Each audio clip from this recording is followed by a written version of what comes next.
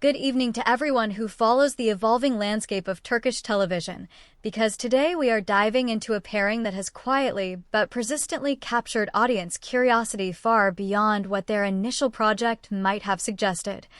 And that is the dynamic between Baris Baktas and Yagmur Yuksel, two actors whose rise has been shaped not only by their on-screen performances, but also by the unpredictable energy of audience interpretation. What makes their collaboration particularly interesting is not just the storyline they were part of, but how viewers began to project emotional continuity between fiction and reality, especially during the airing of Kansesekleri,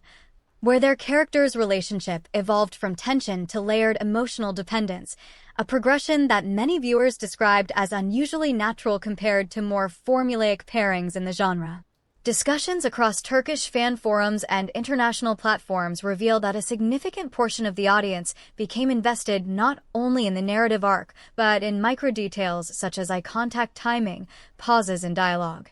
and even body language during scenes that were not necessarily written as romantic peaks, suggesting that the chemistry was being interpreted as something more organic than scripted. Interviews given during the height of the show's popularity added further ambiguity, as both actors maintained a professional stance while subtly acknowledging the intensity of viewer reactions, which only amplified speculation without confirming anything concrete. What complicates the narrative further is the production style of daily Turkish dramas, where actors spend extended periods filming under tight schedules,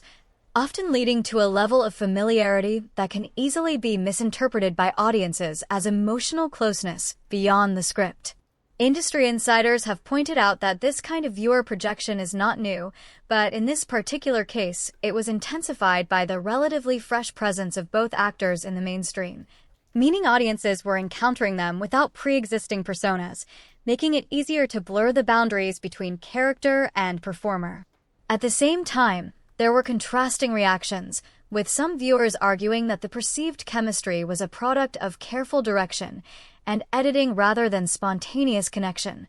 highlighting how audience interpretation can split into entirely different analytical frameworks even when observing the same material. As their careers continue to develop, the question remains whether this early association will define their trajectories or simply serve as a launching point toward more diversified roles that challenge the expectations formed during this period. So as we close today's discussion, consider this carefully. Are audiences truly recognizing genuine on-screen chemistry, or are they subconsciously constructing narratives that actors themselves never intended to create?